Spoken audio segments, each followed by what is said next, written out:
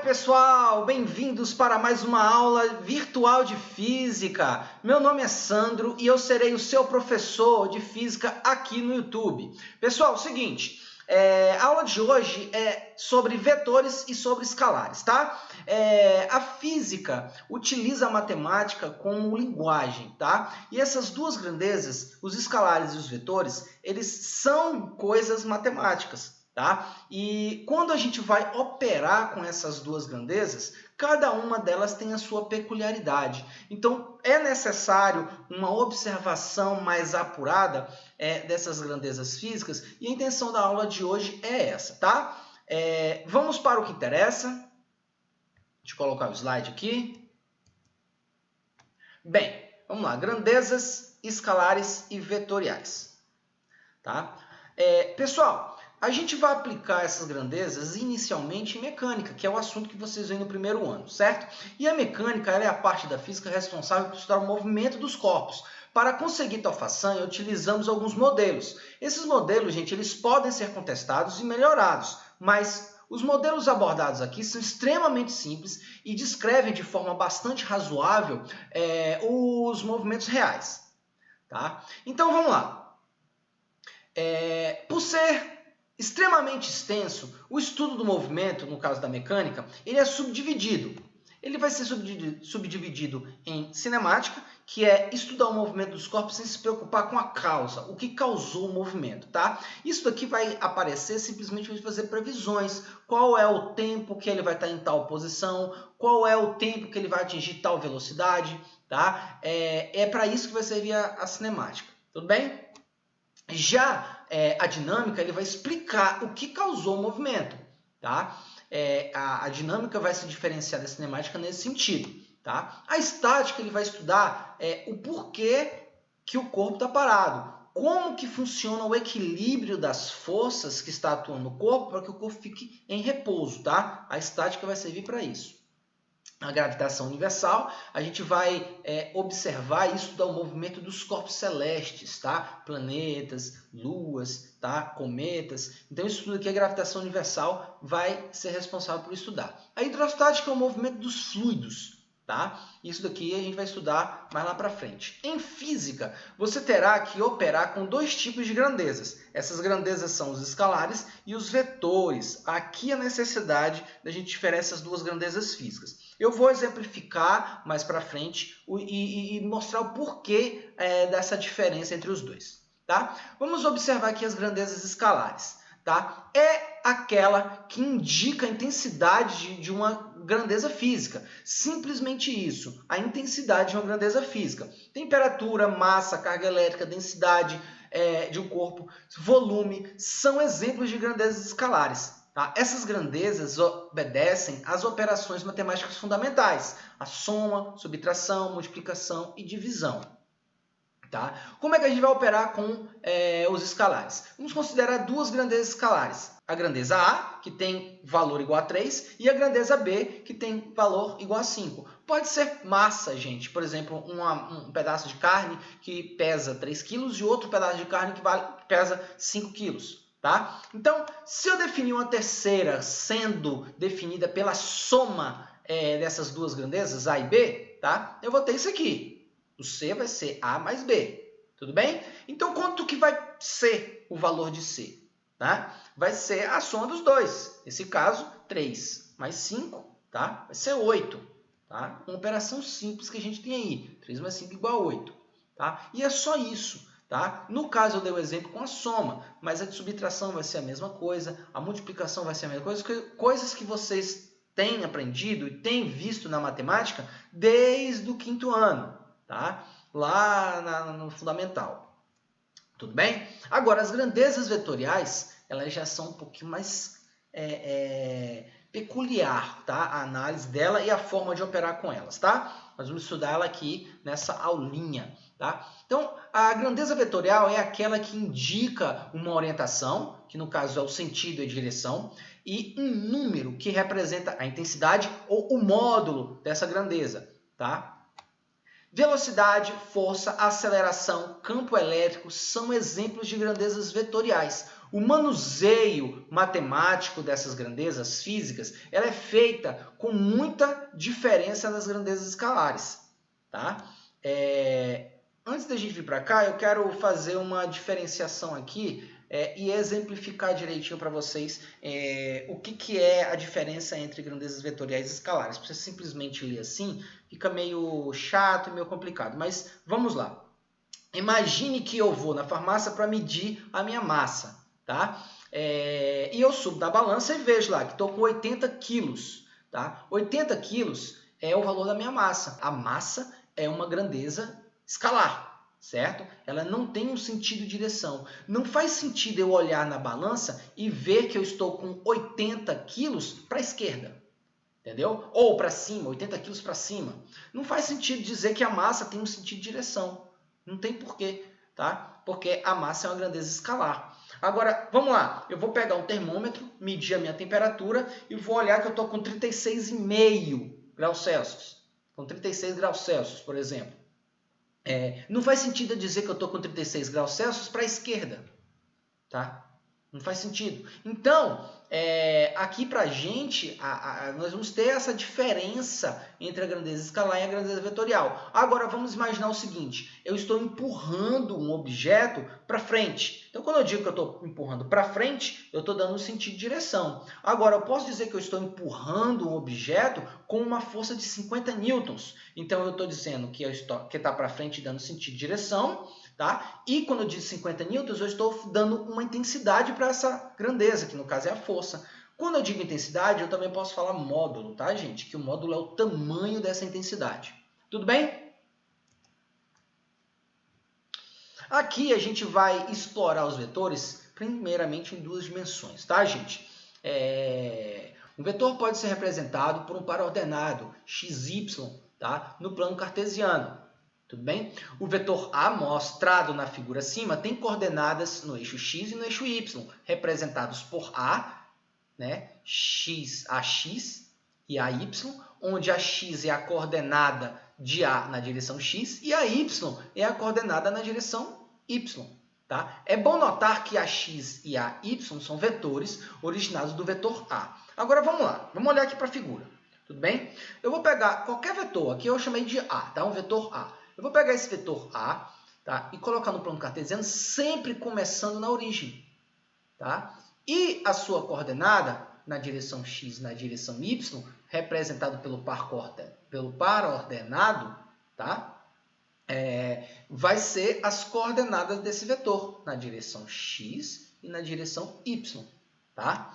Então, tendo isso em mente, podemos encontrar o tamanho do vetor A utilizando o Teorema de Pitágoras, o conhecido tio Pita, né? Onde o tamanho do vetor A iremos denotar por A, sem estar em negrito, tá, gente? Então, eu tenho o Teorema de Pitágoras escrito dessa forma. O módulo de A ao quadrado é igual ao AX ao quadrado mais o AY ao quadrado, as suas coordenadas.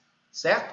Então, eu tenho o Teorema de Pitágoras aqui. Lembrando, pessoal, que o Teorema de Pitágoras ele só pode ser utilizado em triângulos retângulos. Tá? E aqui acaba caindo num triângulo retângulo, onde eu tenho uma coordenada y, que é um cateto, eu tenho a coordenada x, que é o outro cateto, e eu tenho a hipotenusa, que é o próprio tamanho do vetor A. Certo? Então, a gente pode encontrar o tamanho do vetor A através do Teorema de Pitágoras. Fechou? Vamos para um exemplo. Vamos considerar um vetor V que tem as suas coordenadas 8 na direção x e 6 na direção y. Determine o tamanho do vetor V. Vamos utilizar, né, o Teorema de Pitágoras, tá? Onde o módulo do vetor V ao quadrado é igual ao vetor x ao quadrado mais o vetor y ao quadrado, sempre os módulos dele, tá, gente? Então, eu tenho aqui, ó, esse aqui na direção x é 8 e aqui na direção y é 6. Então, vamos substituir esses valores. Vou ficar 8 ao quadrado, 64. Vou ficar 6 ao quadrado, 36. Tá? Somando essas duas coisas, certo? Eu vou ter 100. 100 é o V ao quadrado.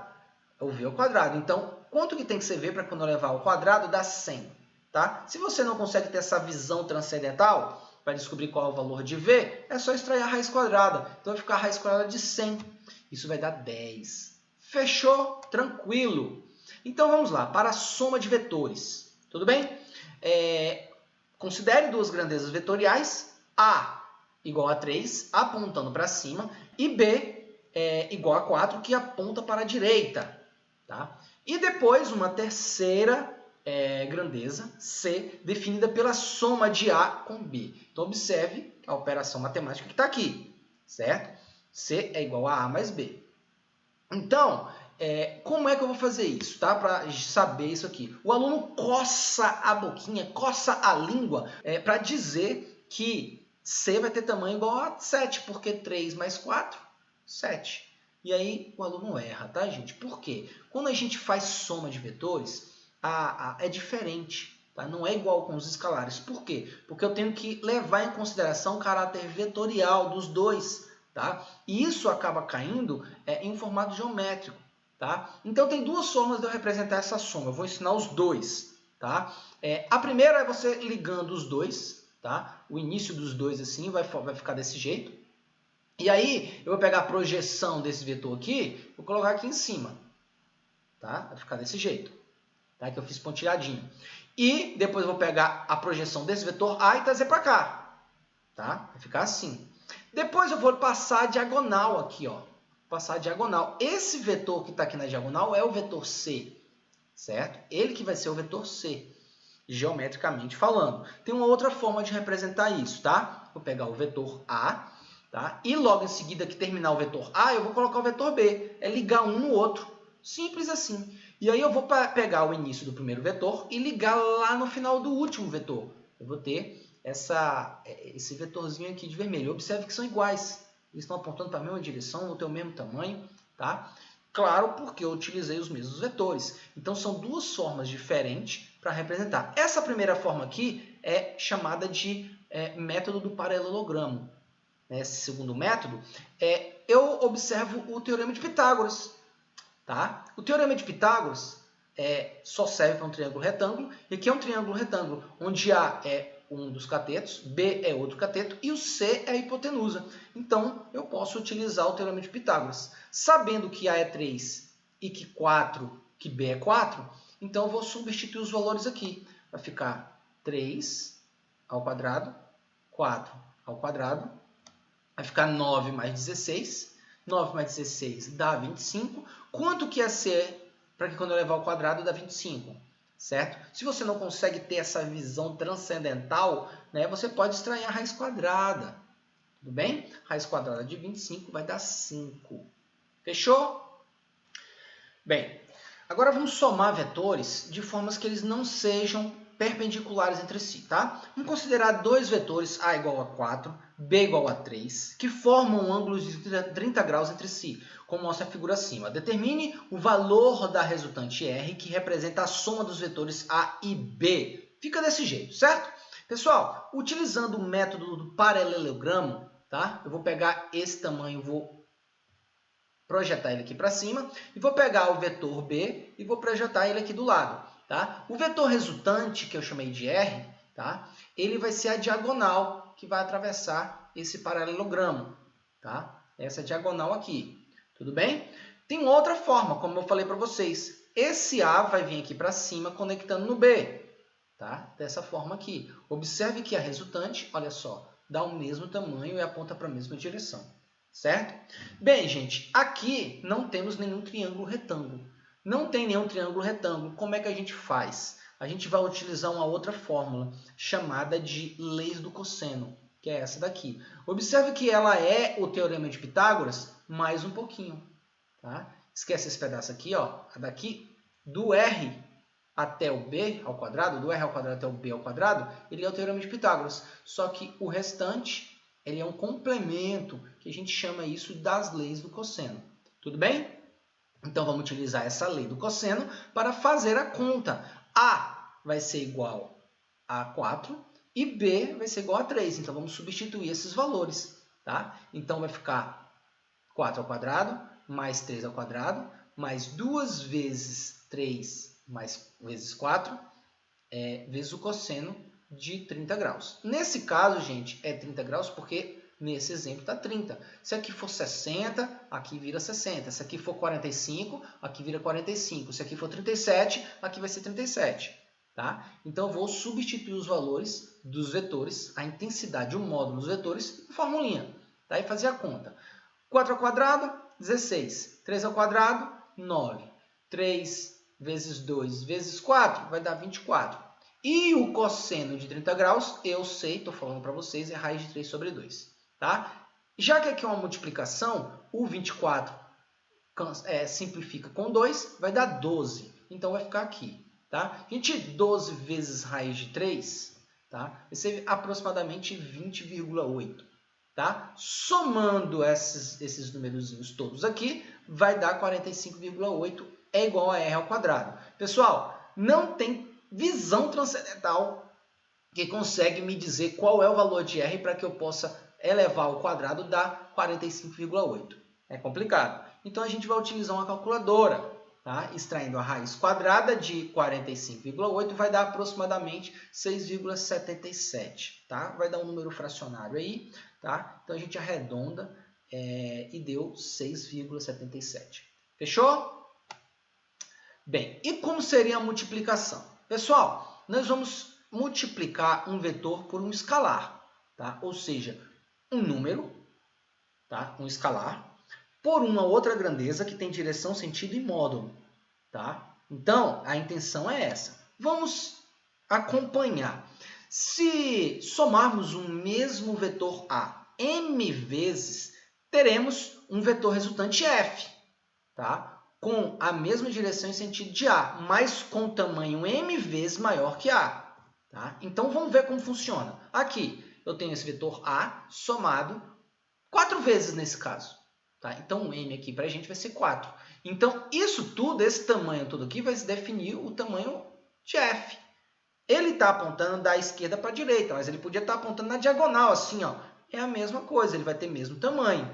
Tá? Então, nesse caso aqui, nos dois exemplos, tá, que eu coloquei aqui na figura, tá, o vetor A foi multiplicado 4 vezes. Isto é, o escalar m é uma grandeza escalar que vale 4. E o resultado da multiplicação do vetor A pelo escalar m é f. Assim, o f vai ser o A m vezes. Certo? Então, vamos lá. Vamos colocar número no negócio. Vamos considerar, tá, que uma força, matematicamente, é resultado da multiplicação da massa, que é um escalar, com a aceleração, que é um vetor. Isso realmente é verdade, isso existe. Inclusive, eu estou montando aqui para vocês a segunda lei de Newton, tá? Vamos observar matematicamente aqui. A força, F, é igual à massa, que é um escalar, vezes a aceleração, que é um vetor também. Então, observe que a força, ele depende de A. A força, ele vai estar apontando para a mesma direção e sentido que A. Tá? Só que a força, ele vai ser o A m vezes. Então, vamos lá. Supondo que a massa seja 4 e que a aceleração seja 5 apontando para a direita. Tá? 5 metros por segundo apontando para a direita. Então, pegando a expressão matemática da força, eu tenho que a força é pegar o 4 e multiplicar pelo 5, que são os valores dessas grandezas físicas. Vai dar 20, nesse caso 20 newtons, que é a unidade de medida. Então, aqui, gente, considerando o caráter vetorial da força também, então a força definida por completo, ele vai ser igual a 20, o módulo dela é igual a 20, apontando para a direita, certo? Simples assim. Vamos para as aplicações, tá? Dois vetores A e B são perpendiculares entre si e o vetor soma S igual a A mais B tem módulo igual a 15, tá? Sendo o módulo do vetor A igual a 12, o vetor do B é igual a. Então, vamos lá. Ele quer saber o tamanho desse vetor, o módulo desse vetor. Eu sei que A vale 12 e que o S vale 15. S é a hipotenusa desse triângulo retângulo. A é um dos catetos, B é o outro, que eu não sei. A gente sabe o A. Então, vamos utilizar o tio Pita, onde a hipotenusa ao quadrado é igual à soma do quadrado dos catetos. Certo? Então, vamos substituir os valores. S é igual a 15, vai ficar 15 ao quadrado. A é igual a 12, vai ficar 12 ao quadrado. E B ao quadrado, que é o que eu quero descobrir. Vamos fazer a continha. 15 ao quadrado vai dar 225, 12 ao quadrado vai dar 144 e o b ao quadrado vamos procurar. Eu vou pegar esse 144 e vou trazer para o outro lado, vai ficar negativo, igual ficou aqui. Tá? Fazendo essa subtração vai dar 81, se eu não me engano. Tá? Então vai ficar 81 é igual a b ao quadrado. b ao quadrado é igual a 81. Quanto é o valor de b? Para que quando eu levar ao quadrado dá 81. Isso é um número que a gente já conhece, né? Se você não consegue ter essa visão transcendental, então a gente extrai a raiz quadrada, né? A raiz quadrada de 81 é igual a b, sozinho. 81 ao quadrado é igual a 9. Lindo, maravilhoso, chuchu, beleza. Olha o desenhozinho do triângulo aí. Vamos para outra aplicação. Um corpo encontra-se submetido à ação de duas forças, conforme figura acima. Sabendo-se que as forças estão perpendiculares entre si, pede-se determinar a intensidade da força resultante. Então, vamos lá. Eu vou utilizar a forma de ligar um vetor no outro, certo? Tá? Então, o vetor de 3 N está apontando para a direita, o vetor de 4 N está apontando para baixo. Então, se eu ligar o início do primeiro vetor no final do último vetor, eu tenho esse vetor resultante aqui, certo? Que eu vou chamar de FR. Tudo bem?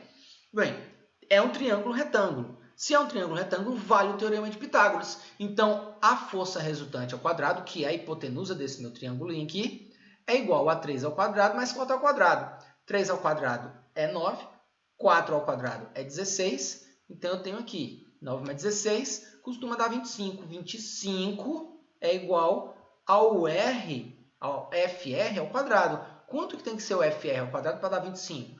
Muito bem quem falou 5. Né? Se você não consegue, né, não conseguiu ver que dá 5, a gente pode extrair a raiz quadrada, aí sim dá 5.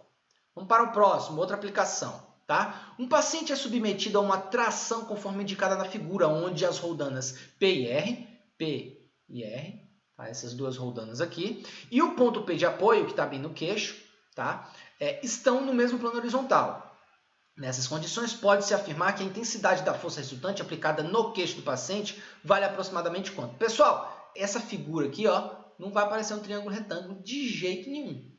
Tá? Então, vamos utilizar o método do paralelogramo para ver para onde está apontando. Esse vetorzinho aqui vai vir para cá e esse vetorzinho aqui vai vir para cá. Tá? Então, a gente tem isso aqui. Tá bem? O vetor resultante, que é passando essa diagonal nesse paralelogramo aqui. Certo? Gente, aqui não tem nenhum triângulo retângulo, então não podemos utilizar o teorema de Pitágoras. Nós vamos utilizar as leis do cosseno. Certo? Nesse caso A e B, o enunciado deu aqui, ó, que é 30. 30 kgf e 30 kgf. kgf é uma das unidades de medida de força, tá, gente? Então, eu vou pegar A igual a 30, B igual a 30, A vezes B, 30 vezes 30, e o cosseno de 60 graus é 1 sobre 2.